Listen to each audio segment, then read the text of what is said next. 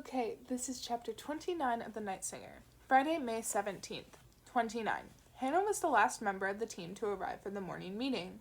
Being late was starting to become something of a habit for her, but this time it wasn't intentional, and she was embarrassed.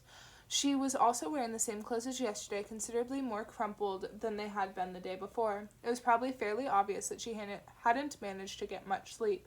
Daniel smiled. Hannah didn't like the feeling his smile woke in her and simply nodded in reply. Fabian had smiled at her as she stood in the garage beneath the station in Stockholm, waiting for the elevator upstairs. Starved for that kind of attention, she had smiled back. That was how it had all begun. "Nice of you to join us," said Ove. The comments like that had always been directed at other people. The feeling of being back at school washed over Hannah, and she sat down and tried to stop her cheeks from flushing. Even Karina was smiling now, though hers was more openly malicious than anything. Hannah hadn't been prepared for the shock of bumping into Esther's daughter yesterday, nor for the suspicions it raised in her. Could it be Maria who was making the anonymous calls? She hadn't dared go over to ask, hadn't wanted to risk causing a scene. She was there for Rebecca after all. Hannah had gone home with Rebecca afterward and ended up staying so late that she slept over in Guardberry. Petrie had seemed relieved to have her there. It was obvious he had no idea how to deal with his wife's grief. Rebecca's mother had called, but Rebecca had asked her to stay away. Sandhya had also brought Molly over for a while, but she eventually took her home again. The little girl was going to sleep in the fort they had built. Petrie had anxiously asked if it was outside, but Sandhya reassured him it wasn't. There was a certain amount of fear on Oland that the perpetrator might kill again. In cases like this, people reacted with their hearts rather than their minds, and the media had painted the entire case as a mystery. The beaten boy who had been found in the middle of the Alvar, the evil lurking in the darkness, ready to strike again.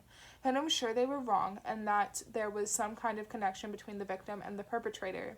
Then again, she also had more information than they did. The media didn't know about the knife, for example, but it was only a matter of time. Still, regardless of how sure she was, she couldn't guarantee that there wouldn't be more victims. "Did you find out anything else from Rebecca yesterday?" Eric whispered to her. Hannah shook her head. What did he think of her? That she would use the visit to the rest area to put pressure on her friend? Then she remembered that was the exact reason she had given for going over there, and blushed. In truth, she and Rebecca had spent the evening wallowing in memories, both shared and individual, Rebecca's memories of Joel. Hannah felt like she had a better picture of him than before, though she hadn't learned anything that needed to be followed up.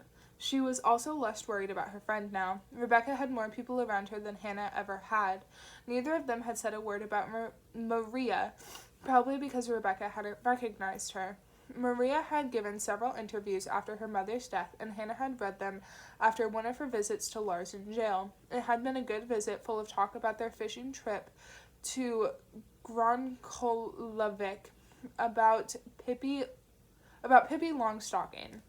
Hannah had always loved hearing about her as a girl, but when she got home that day, it was like she needed to be reminded of what he had done, that he couldn't be trusted. She was back there again now in those same thoughts. Was it Maria who had been calling her? Hannah had received yet another call this morning, following exactly the same pattern as yesterday. A fire taking hold, then a scream. It had made her even more certain it was a recording, but from where? Ove was watching her with a frown. She met his eye as steadily as she could, and after a few seconds he looked away across the room. "I pushed forensics for the test results," he said. "We're their priority, but nothing is ready yet. They promised to try to check the knife today." Hannah would have been surprised if any of the results had come in already. It was only the third day of the investigation. Ove had pinned up a picture of the knife and said that he would task someone with trying to trace it. It was made by Mora and was the kind of knife used for all sorts of activities, outdoor life, carpentry, hunting, and so on. "Things went better with the medical examiner," Ove continued. "Joel died of a single stab wound to the abdomen. It ruptured his spleen and he bled to death. Aside from that, he had a broken rib and contusions all over his body. The blood test revealed hash, and the examiner also found DNA in the wound on his face. Saliva. This was another piece of good news. The DNA on Joel's face likely came from whoever had killed him.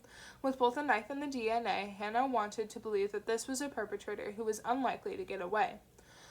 "Should we get a DNA swab from Fanny Broberg?" asked Eric. Not yet, said Ove. Let's run it through the database first. But given the threat she sent him, she's still our main lead. Not to mention the fact that she and the others saw Joel that night. What about Axel Sandston? Asked Karina. You have to log in and read the updates on the system. His words made Karina's face darken. He's been ruled out, Amir explained. He didn't leave the office until 2:15 in the morning, just like he said. The other two kids backed up Fanny's account of what happened when they met Joel, said Eric. But I'll see whether there's anything that contradicts that. I think you should interview the three of them again, said Ove. Ramp up the pressure. Both Eric and Hannah nodded. She felt guilty for having abandoned him yesterday, but she doubted it had affected the investigation. Do we have any other leads? Asked Daniel. I was looking into the bloody cranesbill flower, said Karina. The flower itself doesn't seem to symbolize much, but if we look at the number of flowers and the color, it means you are my everything and I love you and promise you fidelity. I don't think it means anything, said Hannah. I was taking some photos at the rest area yesterday and noticed that they grow wild there. But couldn't it suggest that it's some kind of romantic drama? Karina insisted. Love was often a motive, particularly when it was unrequited, but Hannah had trouble seeing Nadine as the perpetrator here. Particularly not the kind of perpetrator who cared about the symbolism of flowers. She was just about to say as much, but Ove got in before her.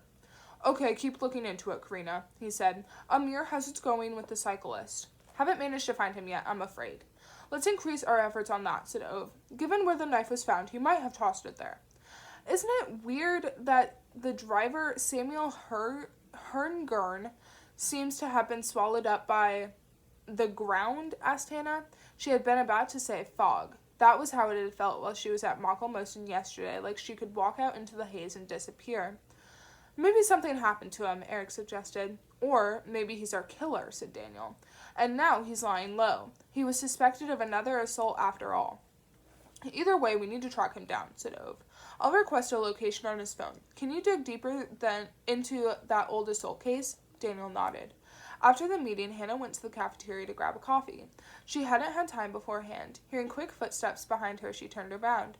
She had been sure it would be Eric, but she was surprised to see it was Karina. Hannah paused, assuming Karina must have something she wanted to discuss with her, but her colleague simply walked by, turning and glaring at her with the same expression Maria had the day before. In an alternate universe, Hannah would have marched after her and demanded answers. Instead, she fixed her eyes on the floor, evasive and weak, the same way she had handled Maria. Hannah had always struggled to deal with people who didn't like her, particularly when the reason was her father. She decided to clear the air with Eric at the very least.